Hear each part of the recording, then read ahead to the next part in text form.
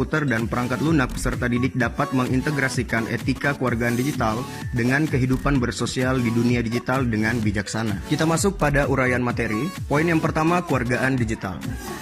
Berkomunikasi di dunia maya tidak jauh berbeda dengan berkomunikasi di dunia nyata.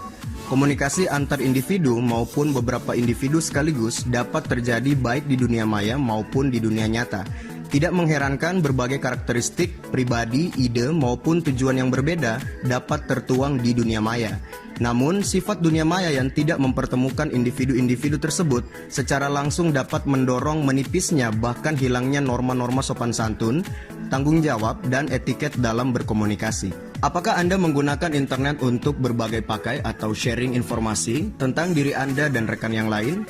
Berkomunikasi dengan kawan-kawan, mengomentari hal-hal yang Anda lihat secara online, bermain games, mengunduh bahkan untuk mengerjakan tugas, atau membeli barang secara online?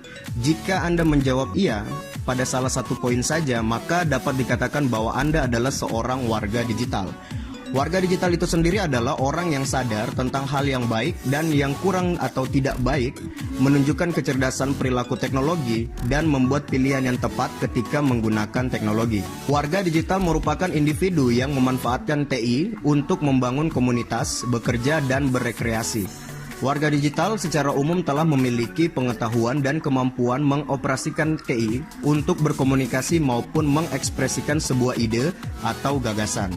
Contohnya bermain Facebook, menulis blog, mencari informasi di forum, dan lain-lain sebagainya. Sama halnya dengan warga dunia nyata, semua warga digital memiliki kewajiban untuk menjaga etiket dan norma, serta memiliki rasa tanggung jawab dalam berperilaku di dunia maya.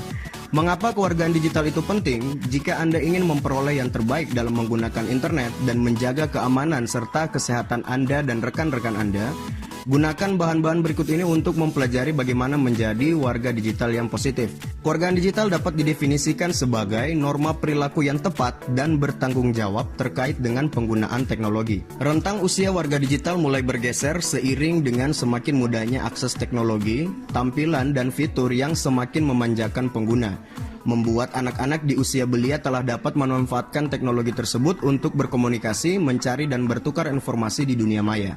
Usia yang masih belia semakin membuka kemungkinan adanya pelanggaran norma-norma maupun penyebaran informasi penting yang dapat disalahgunakan oleh pihak-pihak yang tidak bertanggung jawab. Kewargaan digital adalah sebuah konsep yang dapat digunakan untuk memberikan pengetahuan mengenai penggunaan teknologi dunia maya dengan baik dan benar. Penggunaan teknologi dunia maya dengan baik dan benar memiliki banyak implikasi. Pemilihan kata yang tepat dalam berkomunikasi, tidak menyinggung pihak lain dalam memuktahirkan atau mengupdate status, tidak memberikan informasi rahasia ke publik, tidak membuka tautan atau link yang mencurigakan, dan lain-lain sebagainya. Poin yang kedua, komponen kewargaan digital. Kewargaan digital dapat dibagi menjadi 9 komponen yang dikategorikan menjadi 3 kategori berdasarkan pemanfaatannya. Poin yang pertama, lingkungan belajar dan akademis. TI telah menjadi bagian dari lingkungan belajar dan akademis, baik bagi pengajar maupun bagi Anda yang secara aktif memanfaatkan TI dalam mencari informasi, data maupun literatur yang digunakan untuk keperluan akademis.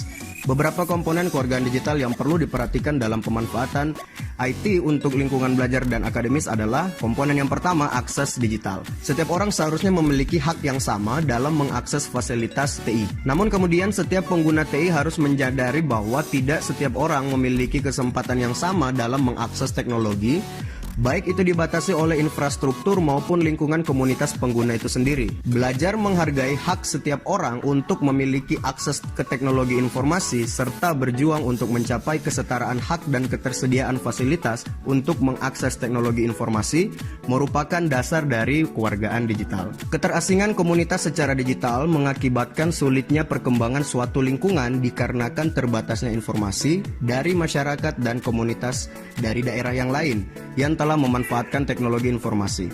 Setiap warga digital juga harus menyadari faktor-faktor penghambat akses ke teknologi informasi, mulai dari faktor infrastruktur hingga faktor adat dan budaya.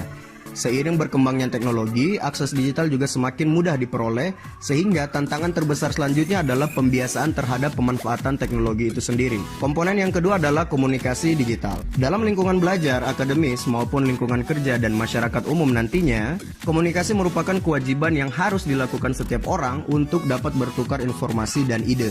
Komunikasi dapat dilakukan secara satu arah, dua arah, antar pribadi maupun komunikasi dalam sebuah forum. Perkembangan teknologi digital telah mengubah seseorang dalam berkomunikasi. Berbagai bentuk komunikasi digital yang tersedia seperti email, SMS, chatting, forum, dan berbagai bentuk lainnya memungkinkan setiap individu untuk terus dapat terhubung dengan individu lainnya. Setiap warga digital diharapkan dapat mengetahui berbagai jenis komunikasi menggunakan media digital. Warga digital juga diharapkan dapat mengetahui kelebihan dan kekurangan dari setiap jenis komunikasi tersebut, sehingga dapat memilih penggunaan komunikasi yang tepat sesuai dengan kebutuhan. Komponen yang ketiga adalah literasi digital. Dunia pendidikan telah mencoba untuk mengintegrasikan teknologi digital ke dalam proses belajar mengajar, sehingga Anda mampu menggunakan teknologi digital untuk mencari dan bertukar informasi. Namun pada kenyataannya teknologi yang digunakan dalam dunia kerja sedikit berbeda dengan yang digunakan di sekolah. Berbagai bidang pekerjaan seringkali memerlukan informasi yang aktual dan bermanfaat. Pekerja dituntut untuk memiliki kemampuan untuk mencari dan memproses data secara kompleks dalam waktu yang singkat. Sementara itu ketergantungan Anda pada pengajar belum seirama dengan tuntutan dunia kerja. Literasi digital merupakan proses belajar mengajar mengenai teknologi dan pemanfaatan teknologi itu sendiri. Pelajar dan pengajar diharapkan dapat belajar apa saja, kapan saja, dan dari mana saja. Saat teknologi baru muncul, maka para pelajar dan pengajar diharapkan dapat beradaptasi secara cepat dan tidak terpaku pada satu jenis teknologi. Kategori yang kedua adalah lingkungan sekolah dan tingkah laku. Dengan komponen yang keempat adalah hak digital. Sama halnya dengan perlindungan hak asasi di dunia nyata, para warga digital juga memiliki perlindungan hak di dunia digital.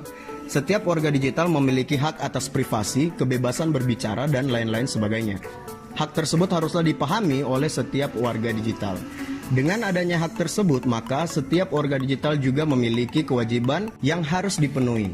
Setiap warga digital harus ikut membantu dalam pemanfaatan teknologi secara benar, mengikuti tata krama yang berlaku, baik yang tersirat maupun yang tersurat. Contoh nyatanya adalah tidak melakukan pembajakan konten, tidak menyebarkan informasi palsu, dan tidak memancing emosi pengguna teknologi informasi lainnya.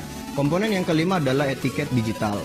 Seringkali pengguna teknologi digital tidak peduli dengan etiket penggunaan teknologi, tetapi langsung menggunakan produk tanpa mengetahui aturan serta tata krama penggunaannya. Atau sudah mengetahui tetapi menganggap etiket digital tidak terlalu penting untuk diperhatikan. Seringkali para pengguna digital melupakan bahwa walaupun dalam dunia digital para pengguna tidak saling bertatap muka, tetapi perlu diperhatikan bahwa di balik setiap akun, di balik setiap postingan forum, terdapat individu lainnya yang dapat tersinggung jika melanggar tata krama. Etiket digital dibuat dengan tujuan untuk menjaga perasaan dan kenyamanan pengguna lainnya. Namun peraturan saja tidak cukup. Seringkali para pengguna tidak mengetahui aturan tersebut ataupun malas membaca peraturan. Kita juga harus mengajarkan setiap pengguna teknologi digital untuk bertanggung jawab dalam pemanfaatan teknologi itu sendiri. Komponen yang keenam, keamanan digital. Dalam setiap komunitas terdapat individu yang mencuri karya, merusak ataupun mengganggu individu lainnya. Meskipun tidak boleh berburuk sangka, kita tidak dapat mempercayai seseorang begitu saja, karena hal tersebut akan beresiko terhadap keamanan kita. Hal ini juga berlaku dalam dunia digital. Dalam dunia nyata kita membangun pagar, mengunci pintu, menambahkan alarm dalam rumah kita dengan alasan keamanan. Hal yang sama juga perlu diterapkan dalam dunia digital, seperti menginstal antivirus, firewall, membackup data, dan menjaga data sensitif seperti username dan password. Sebagai warga digital, kita harus berhati-hati dan menjaga informasi dari pihak yang tidak bertanggung jawab. Kategori yang ketiga adalah kehidupan Anda di luar lingkungan sekolah. Dengan komponen yang ketujuh, hukum digital. Hukum digital mengatur etiket penggunaan teknologi dalam masyarakat. Warga digital perlu menyadari bahwa mencuri ataupun merusak pekerjaan, data diri, maupun properti online orang lain merupakan perbuatan yang melanggar hukum. Contoh perbuatan yang melanggar hukum antara lain meretas informasi atau website, mengunduh musik ilegal, plagiarisme, membuat virus, mengirimkan spam, ataupun mencuri identitas orang lain. Hukum cyber atau cyber law di Indonesia sendiri dapat dikategorikan menjadi 5 aspek besar. Yang pertama aspek hak cipta, yang kedua aspek merek dagang, yang ketiga aspek fitnah dan pencemaran nama baik, yang keempat aspek privasi, yang kelima aspek yuridiksi dalam ruang cyber. Komponen yang 8, transaksi digital. Warga digital perlu menyadari bahwa sebagian besar dari proses jual beli telah dilaksanakan secara online. Berbagai situs jual beli lokal dapat dengan mudah diakses oleh penjual dan pembeli, seperti Bukalapak, Kaskus, Tokopedia, Shopee, dan lain-lain sebagainya. Mudahnya akses dan semakin tingginya tingkat kesadaran masyarakat akan teknologi informasi ikut mendorong tumbuhnya pasar jual beli online di Indonesia. Dalam jual beli online, penjual dan pembeli perlu menyadari resiko dan keuntungan yang didapat dari jual beli online. Mulai dari resiko penipuan, perbedaan barang yang dikirim, lama pengiriman, hingga legalitas barang yang diperjualbelikan. Warga digital perlu mengetahui bagaimana menjadi pembeli maupun penjual online yang baik. Komponen yang ke-9, kesehatan digital. Di balik manfaat teknologi digital terdapat beberapa ancaman kesehatan yang perlu diperhatikan, seperti kesehatan mata, telinga, tangan, bahkan keseluruhan badan. Tidak hanya kesehatan fisik, kesehatan mental juga dapat terancam jika pengguna tidak mengatur penggunaan teknologi digital. Untuk mencegahnya, pengguna perlu menyadari bahaya-bahaya yang dapat ditimbulkan oleh teknologi digital itu sendiri. Pembahasan yang selanjutnya adalah akronim THING. Setelah memahami 9 komponen di atas, Anda telah menyadari pentingnya kewargaan digital.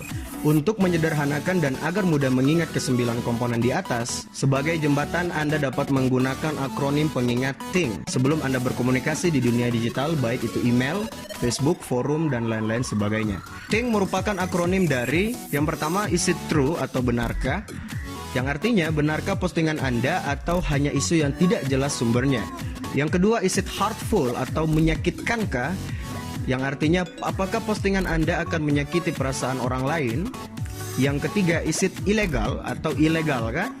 Yang artinya apakah postingan Anda atau yang Anda kerjakan di dunia internet adalah sebuah hal yang ilegal? Yang keempat, is it necessary atau pentingkah? Yang artinya apakah postingan Anda itu adalah postingan yang penting atau postingan yang tidak penting yang cenderung akan mengganggu orang lain? Yang kelima, is it kind atau santunkah? Santunkah setiap postingan Anda? Apakah tidak menggunakan kata-kata yang dapat menyinggung orang lain? Dan lain-lain sebagainya. Dengan menggunakan akronim THING ini, maka Anda akan lebih waspada atau lebih berhati-hati dalam melakukan aktivitas di dunia digital. Itulah pembahasan mengenai konsep kewargaan digital, dan sampai di sini dulu video kali ini. Sampai jumpa pada video-video berikutnya.